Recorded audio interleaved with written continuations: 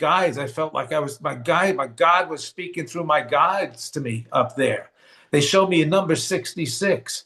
That was extremely important to me. That number I knew my whole life. They said this will be your alert sign.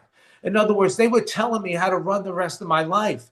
They said, when you see this number, pay attention to things. Now, it could be good, could be bad. This spirit was so adamant about sending me back that I had to return. I had to return. And I fought her and fought her and fought her. They showed me other numbers. They showed me 1 and explained to me that the 1 was God.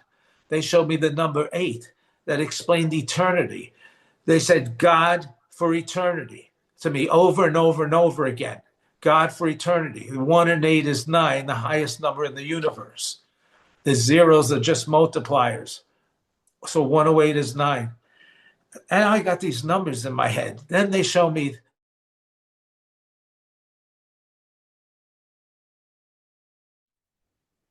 Hi, everyone. Welcome to the Maria Felipe Show. I am so grateful and thankful to be here. I just am so grateful for technology that we're able to do these interviews and have these interviews that help us come back to our true nature. As many of you know, I'm fascinated with near-death experiences, and I feel that spirit, love, light, Pepito, Juanito, whatever you want to call him, has brought Bill into my experience today so I can talk to him about his near-death experience. And Bill was born and raised in Brooklyn, New York.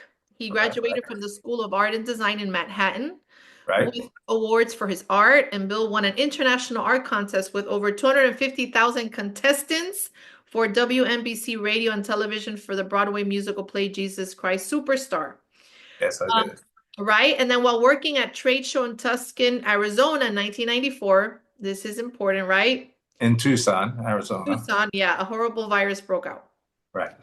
Many people, including himself, became extremely ill. It is then when Bill had his near-death experience. It profoundly changed his life and has inspired him to write about the special gifts of enlightenment that were gifted to him to pass on so that we can change our world forever. And Bill's book, The Ninth Level of the Enlightenment, Wisdom of the Light, is out, so you can check it out. Bill, I just got goosebumps just reading The Wisdom of the Light because it's profound. It's profound. Yeah, that's the cover of it, if anybody wants to see it. That's why when I said The Wisdom of the Light, it gave me goosebumps just because I know how profound it is. And I know that there's opportunity we can experience it here. We don't need to have a near-death experience, hopefully, to experience the light. But tell us more about, well, first of all, welcome. You're a joy. You're a joy. Well, thank you for having me on today, Maria. And Bill, Bill and I were talking before we came on that Bill used to live in Miami, and I'm a Miami girl. And we have the Cuban coffee connection because he knows about the Cuban coffee. So we're already feeling right at home here. So Bill, tell us a little bit about your near-death experience, and then we'll get into a conversation and see where spirit guides us in this conversation today. Okay. Well, first of all, everything is interconnected. I mean, there's a lot of stories, like I explained in my book from when I was a paramedic in Miami, that I was shown during my life review. But I'll actually go right to the near-death experience part. I was out in Tucson, Arizona, doing a trade show. They said, Bill, if you feel this way in the morning, get yourself in the hospital.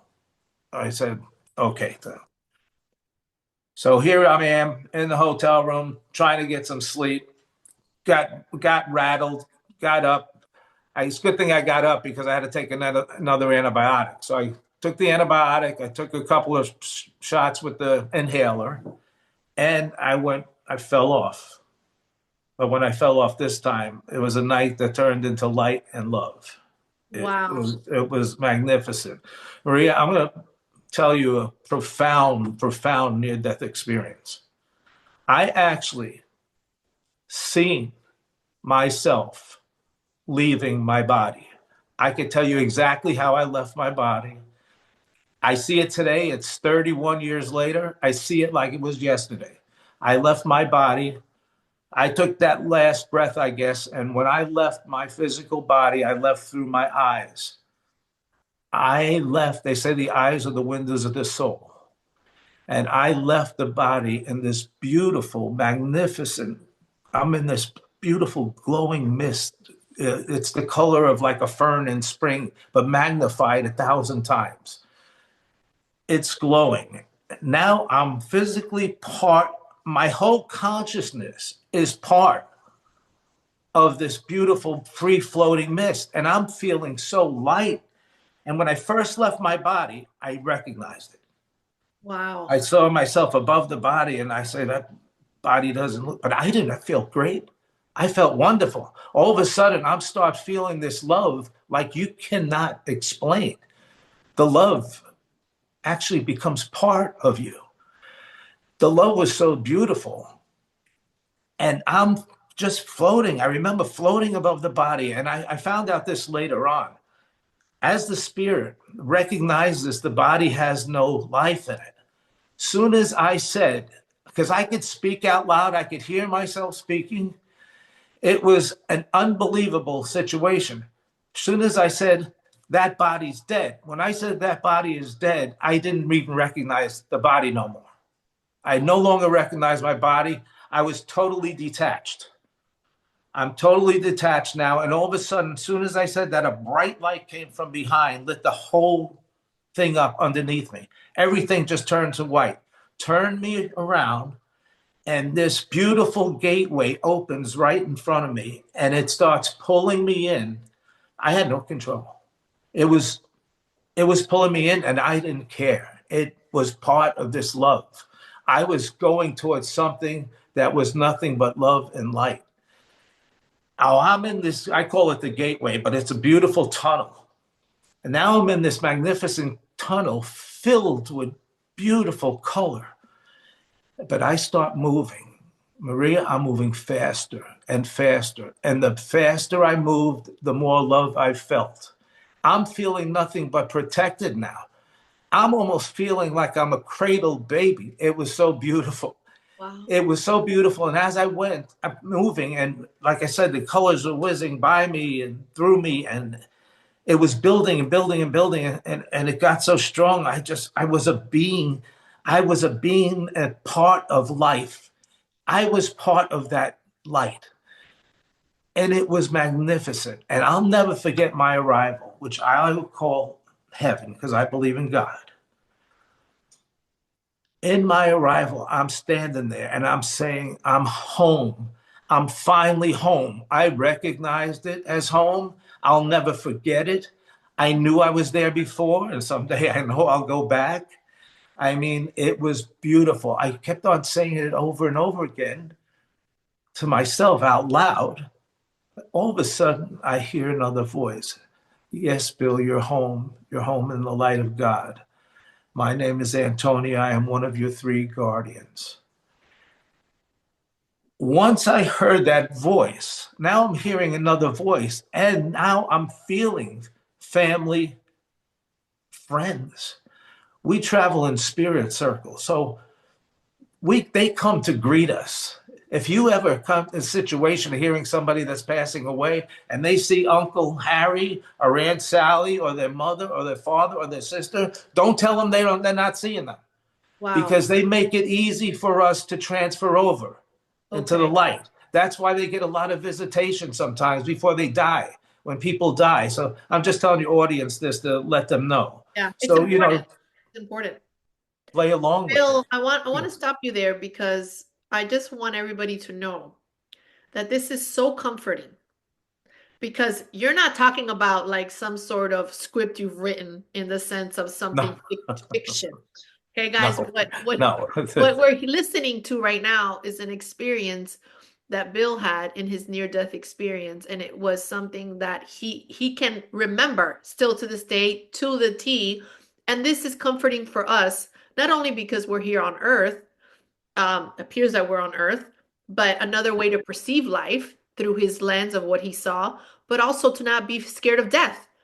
And what Right. he's saying is happened in the world, appears in form to help us. So thank you, Bill, for your story. I just want to just let everybody know that we're not watching some sort of, fictitious story here. Okay. No, no, it's a documented story. I'm Yeah. in movies and all this. Incredible. But anyway, the thing is, I'm now in what I feel is heaven, and I'm part of the strand of love, and we're all interconnected. We Maria, by the way, I want your audience to know we never die. The body dies, yes, but we never die. And we have more knowledge and wisdom than you could imagine. They say on here on Earth, I mean, everybody, when you talk to, big scientists, I talk to big scientists, doctors, because I've been on their programs. And I think they said to me, some people use between 6 and 8% of their brain here and their mind's capability. When you're on the other side, I feel like we use 100% of ourselves. We know everyone. We're interconnected. You're interconnected with family members that you've traveled with throughout the ages. It's magnificent. So you could actually be in a group of spirits like myself.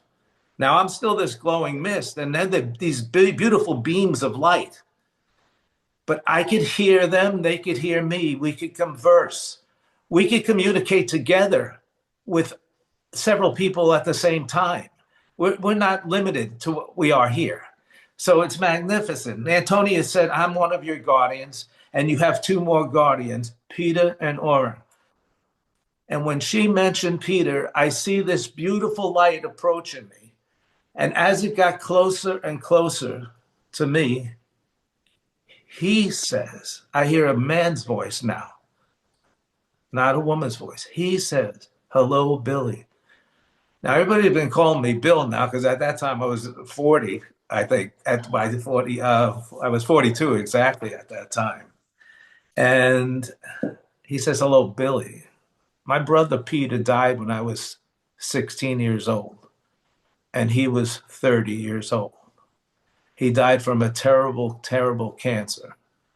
I never forget, because I got extremely close to Jesus back then, because I did nothing but pray. I went running to my church and I asked them why they took him. He died from a liver cancer. But I recognized him as Peter. He came to me as Peter, and the embrace was the most beautiful, beautiful thing you could ever experience. It was just wonderful. And then he said to me, Billy, we have to go. I don't know that the exact words were going, something on those lines. He said, I said, where are we going? This is so beautiful. He takes me off to this level. He says, you are having a life review. I remember him saying a life review, and then all of a sudden, this beautiful area of crystal lit up, almost like a screen and flashing. You know how a computer moves so quickly and fast, or better to explain it yet, an old-time movie reel, when you see the movie spinning and the reel's rolling?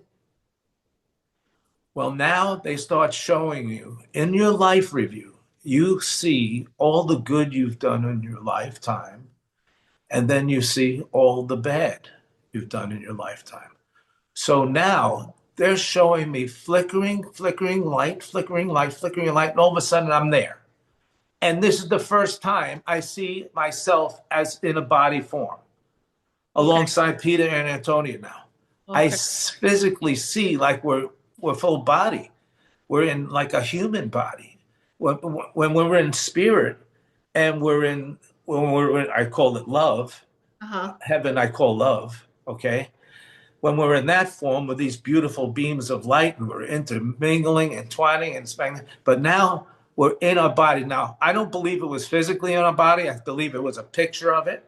But we're physically there, understanding everything. Now they show me everything I did from when I was a child. In your life review, they show you your whole life review, all the good you've done.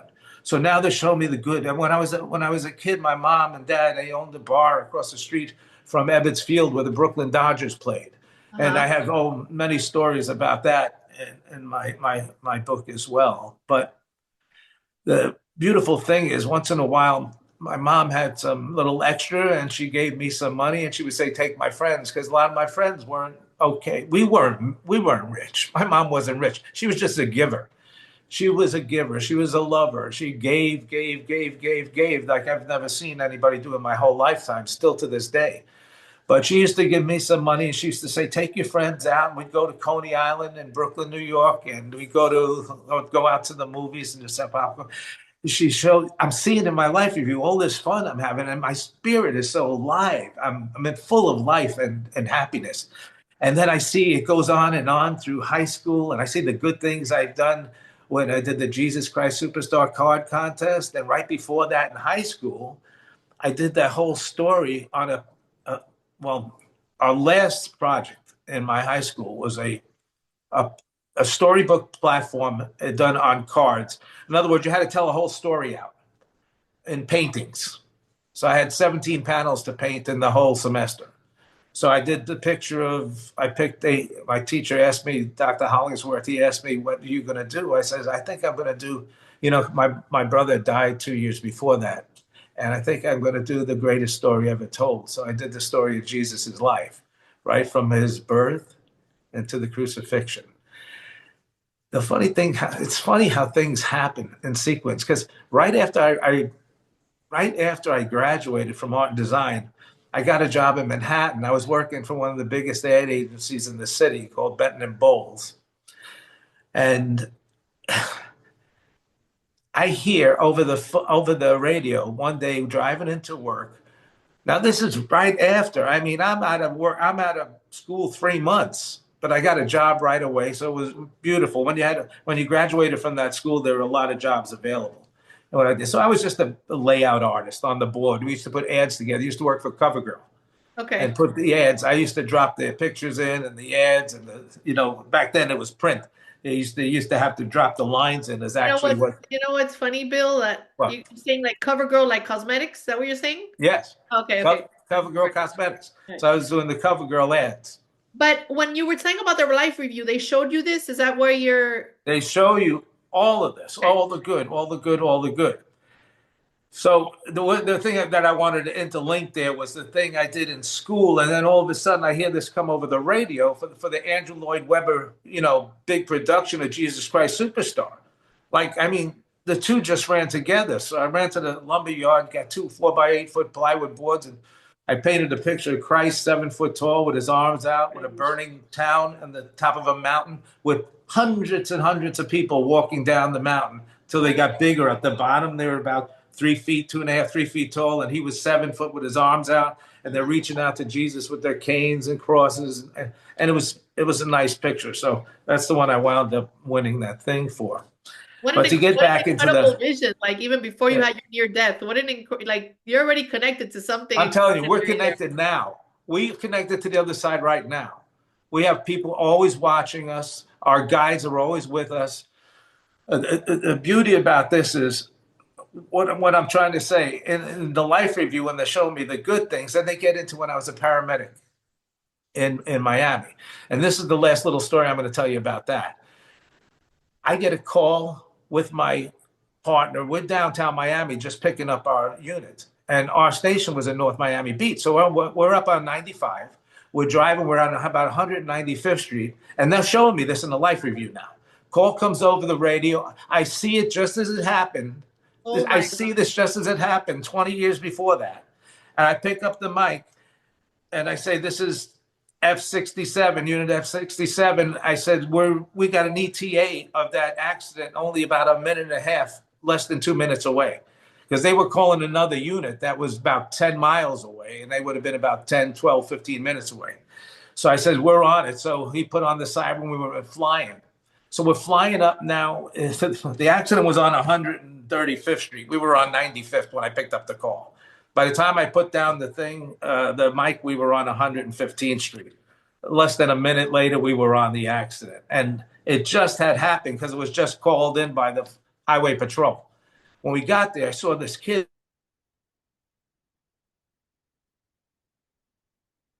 I jumped out of the unit with the bag in my hand.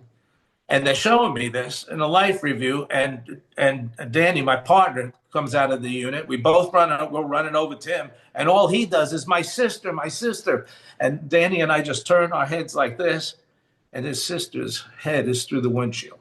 Oh These my, were the days back in the early 70s where people didn't wear their seatbelts, yeah. a lot. It wasn't, people wasn't wearing seatbelts, which was a good thing when they made that a law. But back then, a lot of And people Bill, let didn't me wear. ask you something. When you're like doing these life review, how are you feeling? Like looking at this stuff, you're You just feel when you're in your life review and you're doing it, you feel like you're there.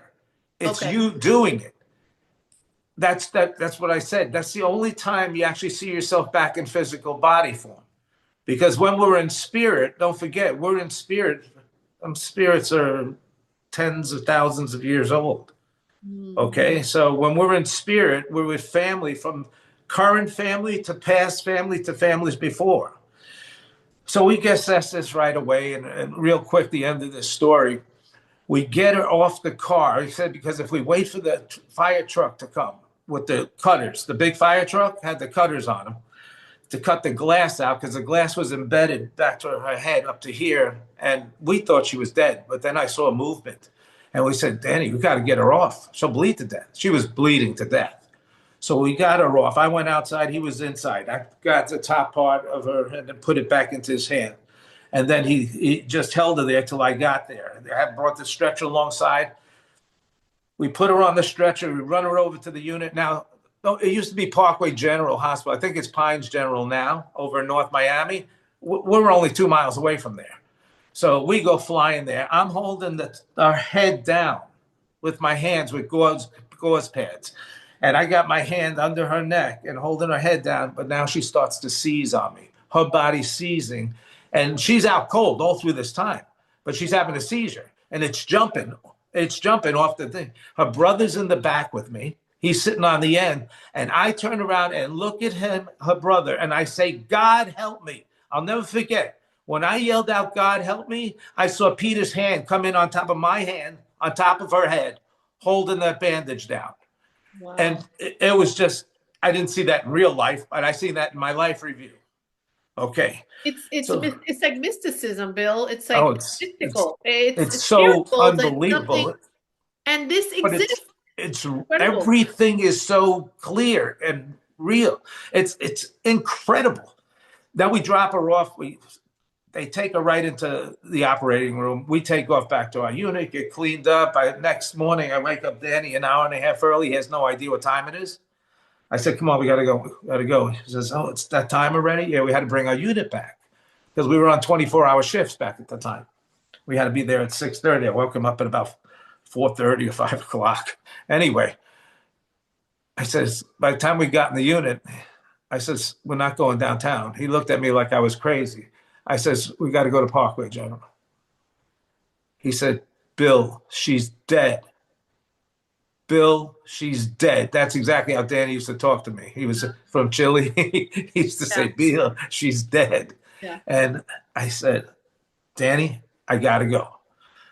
So we go to Parkway General, see a nurse that we know all the nurses in the emergency room. So I think her name was Becky. I said, what happened to that young girl we brought in yesterday? Because it was on my mind the whole day. I couldn't stop thinking of it. I'm an empathic person, so I feel people's pain sometimes.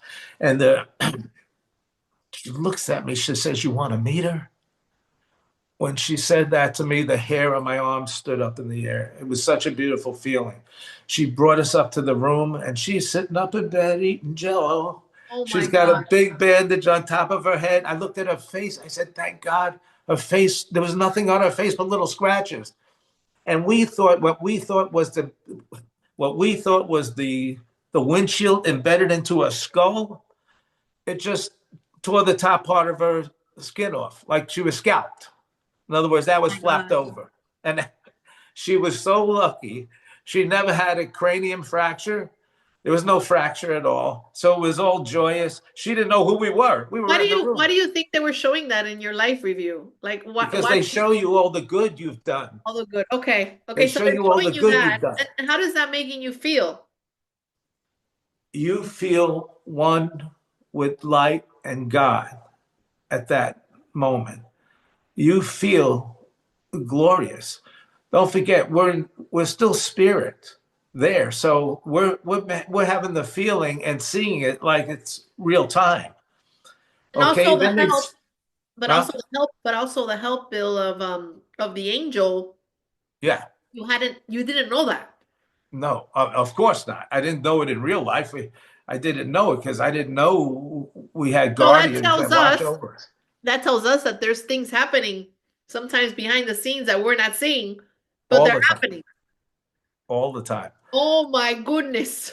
I've had miracles happen to me in my lifetime, but So in this life, that's in so the in this story. life review, you see that, and what do you think is the purpose of Well, this now, experience? because life review in a near-death experience, the people that have true near-death experiences all go through a life review.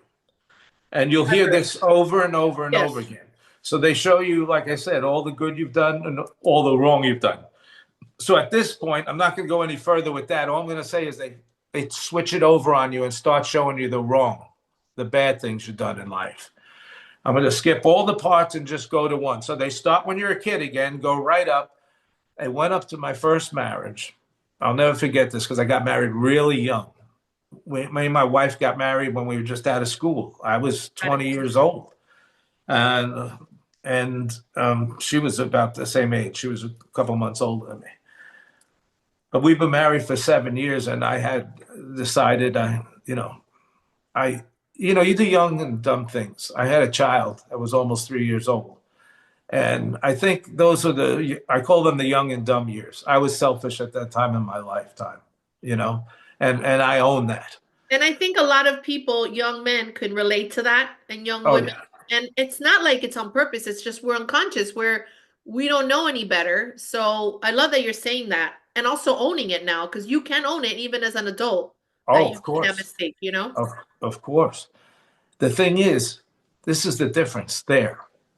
Not only felt the pain, Mm. their pain, I became their pain.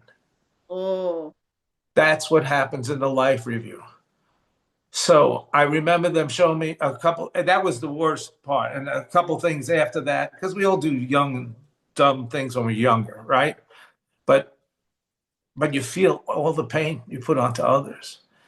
And I remember getting to a point, Maria. This is how it happened. I got to a point. The pain built up so bad. I can't take it. I can't take it. I said, God, forgive me, forgive me. Once I said, God, forgive me, all that grayness dropped. All that pain I was feeling dropped. Not physical pain, but emotional pain. But I mean, you get to feel it. So it's really a good thing for our souls yeah. because that's how our souls grow through a process of choices that we make through our lifetime. And I'll explain that part earlier. But soon as I said, God forgive me, we're back in spirit form now. Okay. Now it's the three of us again, myself, Antonia, and Peter. Antonia says to me, Bill, look at yourself. I looked at myself and now I turned, remember that floating mist I was? I turned into this beautiful beam of pure energy, love. I am complete love now with God. And it's the most beautiful feeling in the world. I have a oneness, but at the same time, I belong with them. And it's magnificent because we're all connected. We are all connected, and it's beautiful. Now, Antonia says to me, Oren is approaching. When Oren, apparently I have three guardians. I don't know if everybody has three guardians, but I know we all have some around us at all times in our life. So, what do you want to call them? Guardian angels or guardians or spirits? You have help during your lifetime. Believe me, I would have died 3 times in my life if I didn't have this help. So I know they're around 100%. When Oren said hello to me, I knew this spirit, this great master. He was a great master of wisdom. I have no idea. They said there's old spirits and young Yeah. spirits. I felt in my heart that this man was tens of thousands of years of age because of his wisdom. But soon as he came to me, I knew who he was. He was my intuition, my whole life. I was always fortunate to have that. You know how people say you got the good angel on one shoulder and the bad Yes. one on the Yeah. other shoulder? Well, Lauren was the good one. And I don't believe in the bad ones. I think that's you, but I think Yeah. we have that. And I know, and your audience should know, you really have to listen to your intuition. You have to be so close while we're here, your earthly body.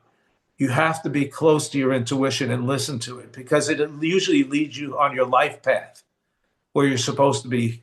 People get drawn off that life path because they think this is an easy way out. I'll get this if I do this. But this might not be the right way to go. But Oren's been with me, I felt my whole lifetime. So he was my guardian, I think. Now they bring me to one more level. The next level they bring me to is similar to the first. I call it in my book the Hall of Events. Okay. There's other near death experience. They call it Akasha Records. This is where you see things happening. They physically showed me the past, Mm. the present, the future. They showed me today. They showed me what's happening today in the world. I mean, so this part's pretty amazing. So when it started out again, but now we're in this crystal theater. Remember, everything that I saw was crystals and things that looked like diamonds lit up. They weren't, I don't believe they were real diamonds, but I believe the sparkle of the universe was there. Let me just put it that way. If you felt like you were in beautiful nebulas that were glowing but sparkling from the crystal, this crystallization for some reason. I think I know what that is because I was explained what that is there. So we're in this beautiful theater with crystals. That same thing starts happening again, but now they're not showing me my life. They're showing me the world's life. But they start out with me. For some reason, I don't know why they started. They start out with me, and I'm in a war. And I missed World War II and I missed Korea. I was born in 1952.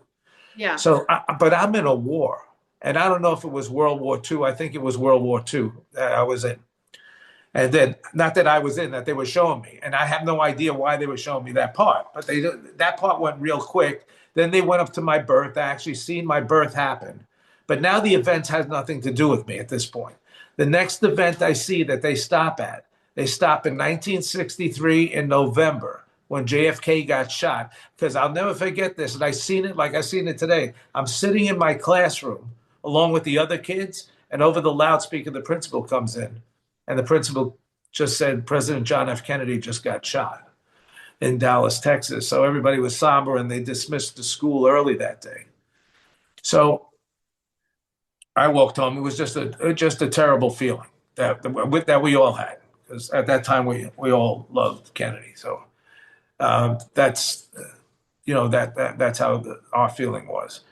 Now to come back to the what happened was this: they take me on a journey, and from that point they show me things that happen in sequence after that, like when Martin Luther King got shot, when Bobby got shot. They stopped at all these events. They showed me the end of the Vietnam War. I remember stopping on the top of the embassy building in Vietnam with the helicopters coming down, picking up. And I remember that part. The next part, they slow down, but don't stop. They slow down when I'm having when I'm dying in the bed. And now I'm watching myself. And now I'm back in this flickering screen again, moving, moving, moving. The next stop is very important because they stopped me at 9/11. They stopped me at 9/11. I'm in front of the towers along with my three guardians, and everything is black smoke, black smoke. And they say to me, "What do you see, Bill?" I say, "I see everything. I could see. We could see all the people clearly running, everything like that." Instinctively, what happened to me, Marie, is I started to run because I started yelling, my friends, my friends. I had a lot of friends in those buildings. So I didn't know if they wanted to show me that was connection or just because something important that happened in the past. They stopped me and they said, "Bill, you can't do anything." I said, "I don't understand." They said, "Again, what do you see, Bill?" I Wow. said, "I see everything. These people, they can't see anything." They told me. He said, "Bill, this is your future." When they told me that, I was a little startled because I would, don't forget, I'm back in like sort of body form, thinking like I'm alive still at this point. So this is incredible, this part. And then on and on for a couple of things. But the final thing in the Hall of Events was now. After the 9/11, they showed me the thing that happened in Baghdad in, I think, 202 when we were bombing Baghdad. Right after that, we went up to what I think these times today. And I am going to express this to your audience. It's very important in the world. This killing has to stop. God, the universe, whatever your beliefs are, it doesn't matter to me what religion you are or anything. There's a good in the universe and there's a bad. There's a negative and an evil and beautiful love.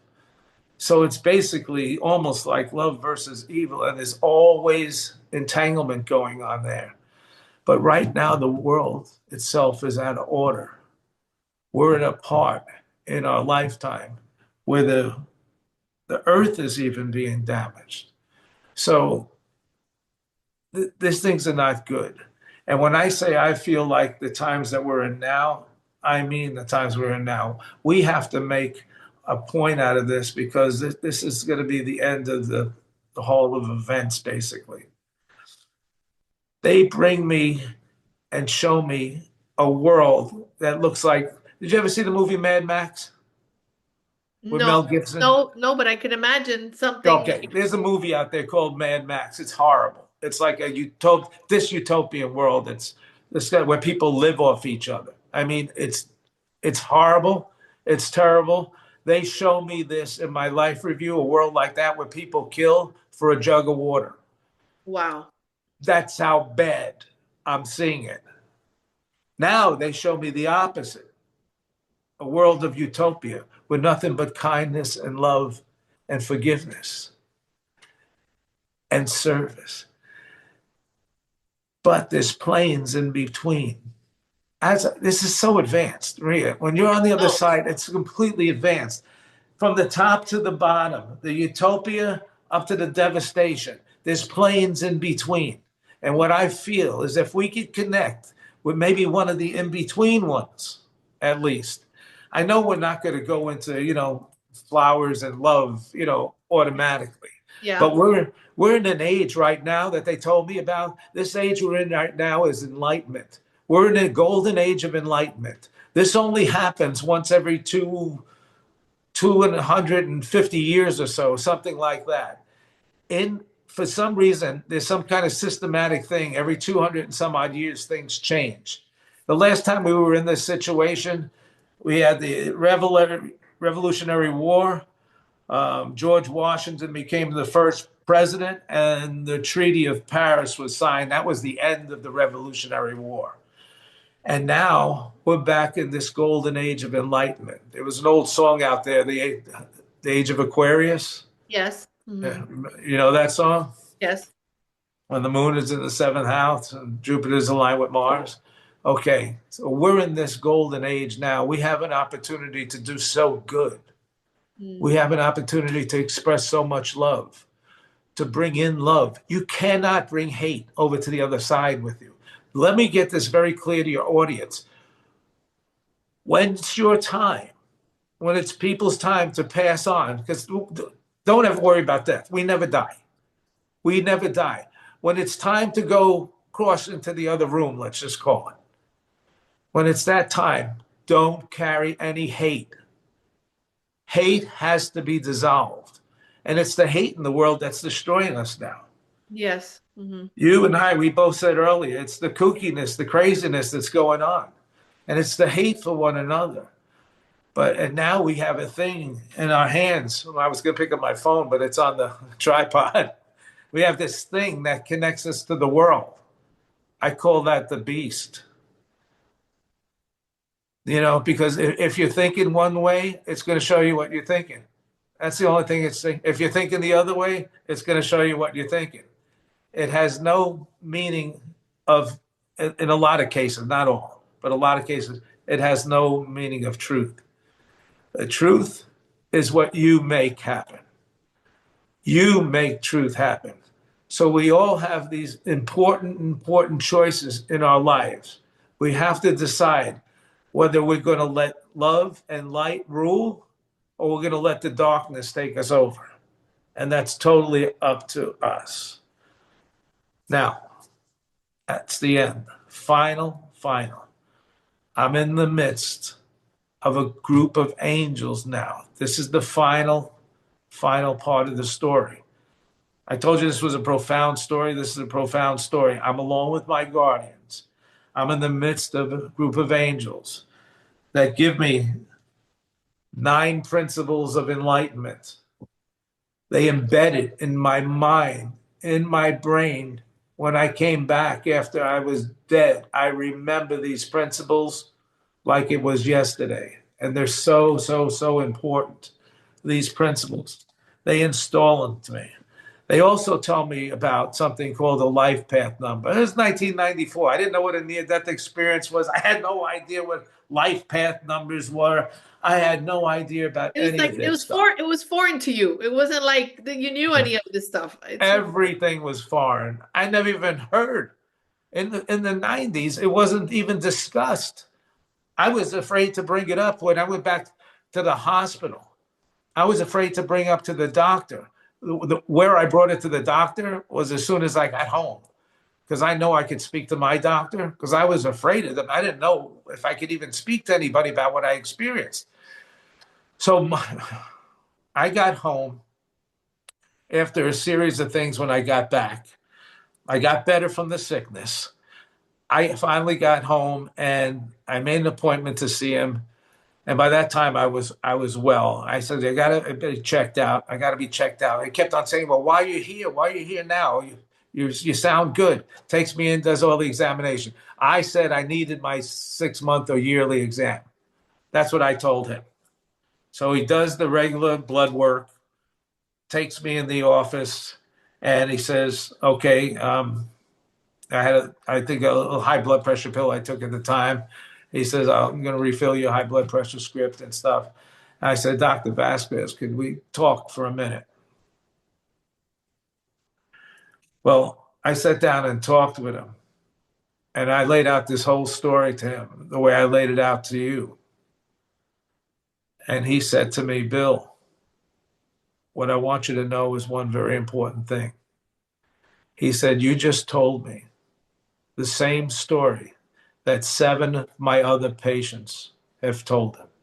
Wow. I told him the same story that 7 patients.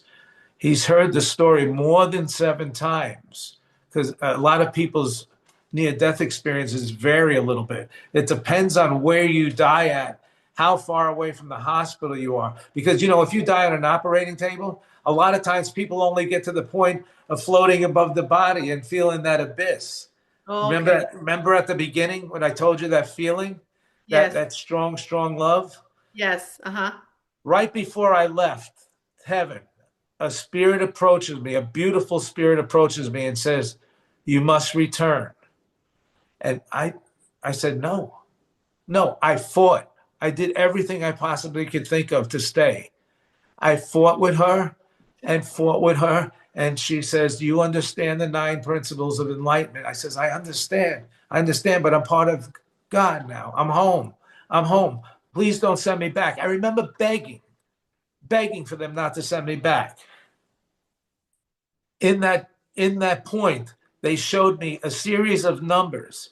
They showed me a life path number I had no idea I had. They said my life path number was 3, and I was connected to something that was holy. Connected. I didn't know if they were talking about, all I could think about was the Holy Trinity, But I felt at times I felt like my God was speaking through my guides to me up there. They showed me a number 66. That was extremely important to me. That number I knew my whole life. They said, this will be your alert sign.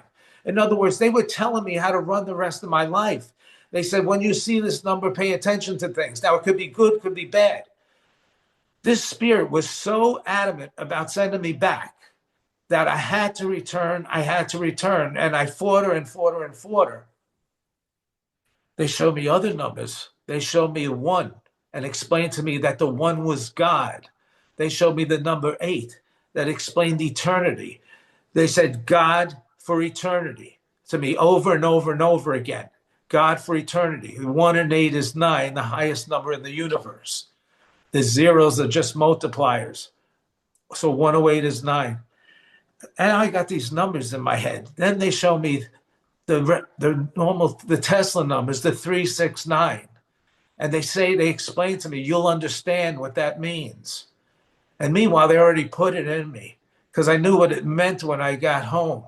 They said, you'll understand what 369 means. These numbers are not necessarily Tesla numbers. These numbers, the 369 is, and the one and the eight has been around for tens of thousands of years. There's 108 beads on the Buddhist. Remember, I told you the zeros don't count. The nine is the highest number in the universe. All right. The Buddhist monks and the people that believe in Buddhism have 108 prayers they recite. In the Hindu religion, in the Hindu temples, there's 108 steeples in the Hindu temples. I mean, this has got so advanced. It was unbelievable. But if anybody's interested in that number part, they could read my book or get in touch on some of my podcasts. But now I'm back to the doctor's office, and this is what finals it out. He said, Bill, we have to go back in the medical room. He takes me back in the medical room. He brings over the cardiogram machine, electrical cardiogram machine, and then he hooks something else up to it. And he starts taking tape. And those are the days where you went like this. They went like this with the tapes when they're reading electrical cardiogram.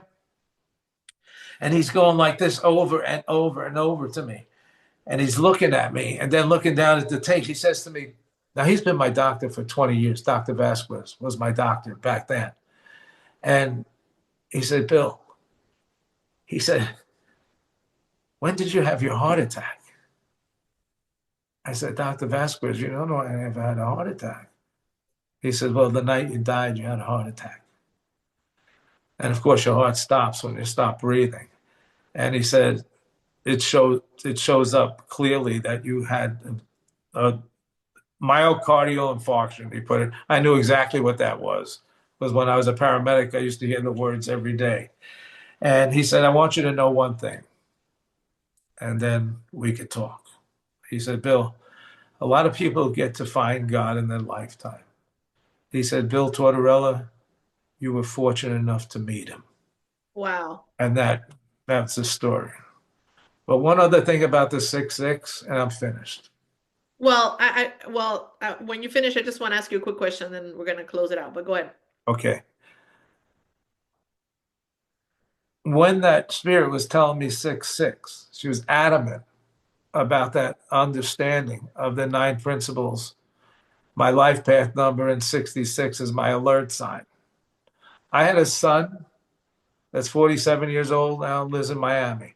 I have another son, Billy, that was in my wife's belly. My wife wasn't with me on this trip because she had all the morning sickness Wow. in her first trimester in 1994. I didn't have a daughter. June the 6th, the 6th month of the 6th day of 2000, my daughter was born, and she's with me today. I got a beautiful girl named Brianna. I believe she was the little spirit that sent me home. He was so adamant about sending me home. She said 6-6, 6-6, 6-6 to me over and over again. I'll never forget that. And I'm fighting. I want to stay. I want to stay. I want to stay.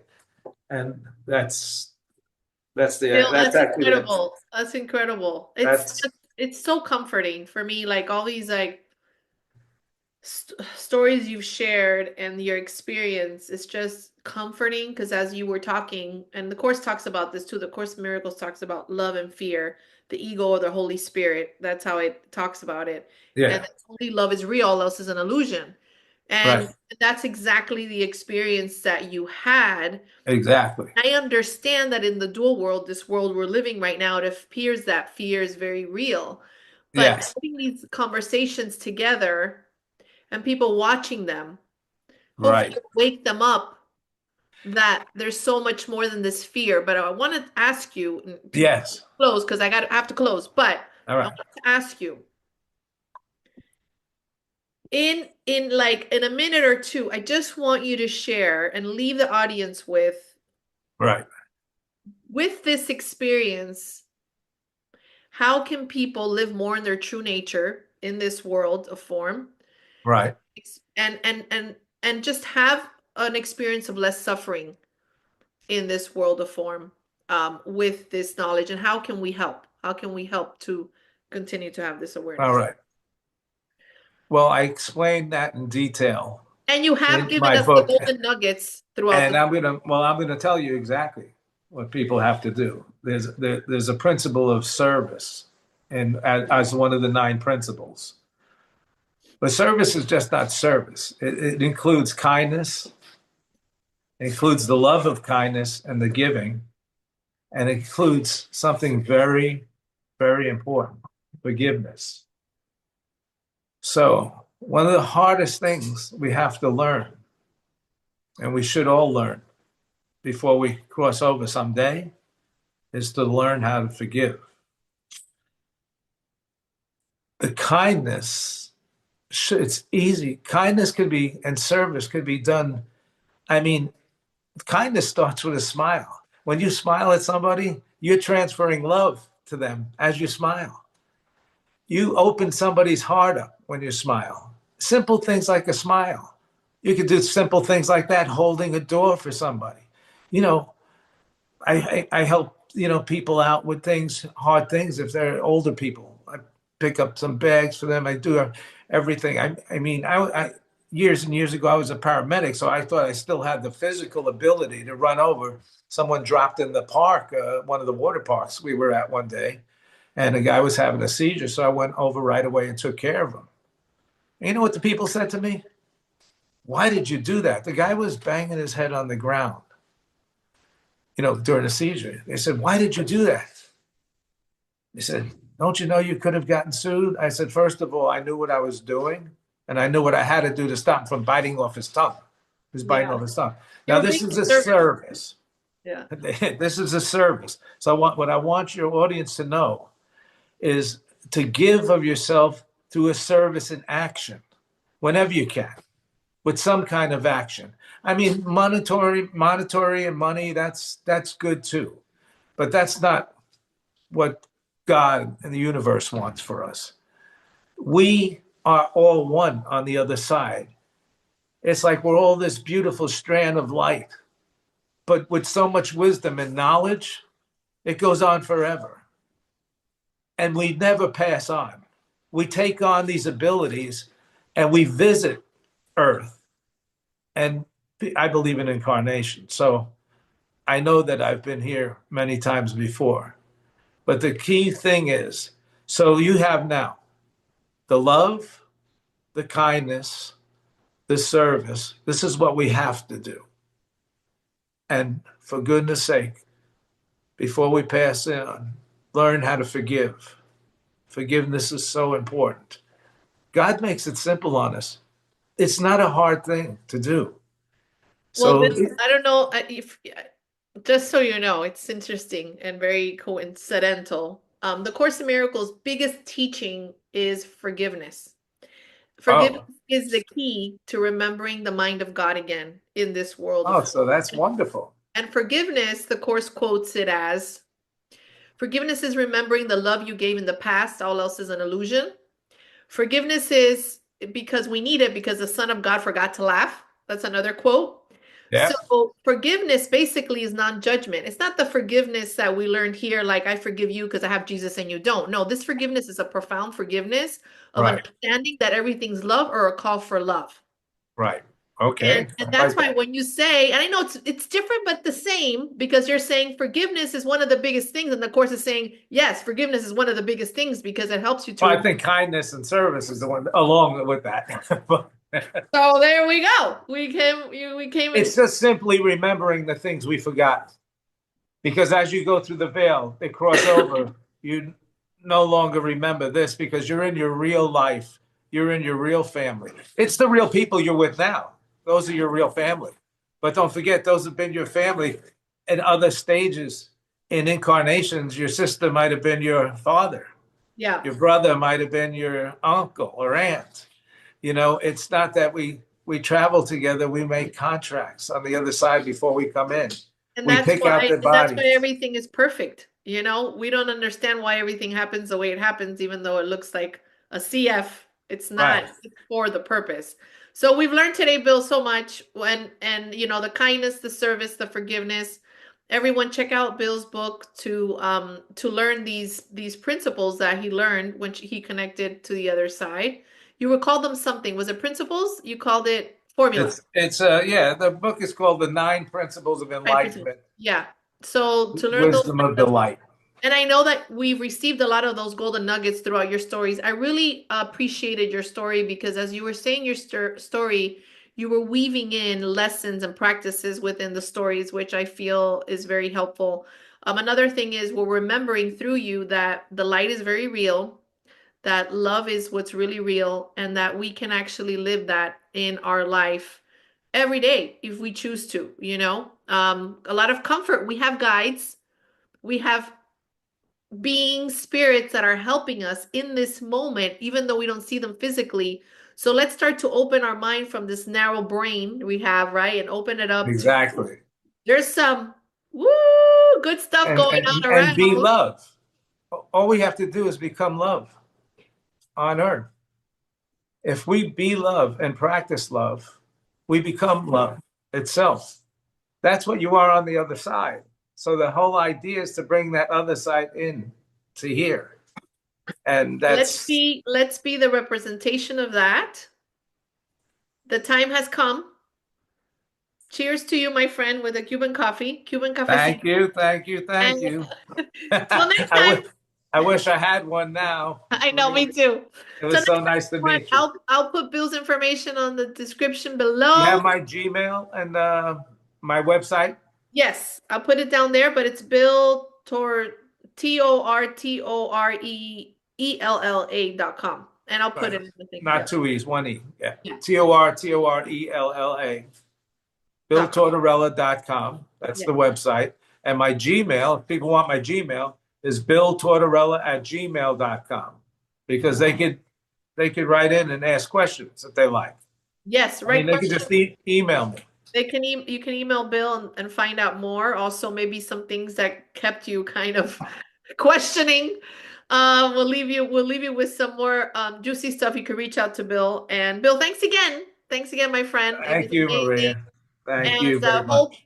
my hope is, and I know and I trust that this interview will help many people. Yes, it will. It will, definitely. Till next 100%. time. Bye bye. Bye bye.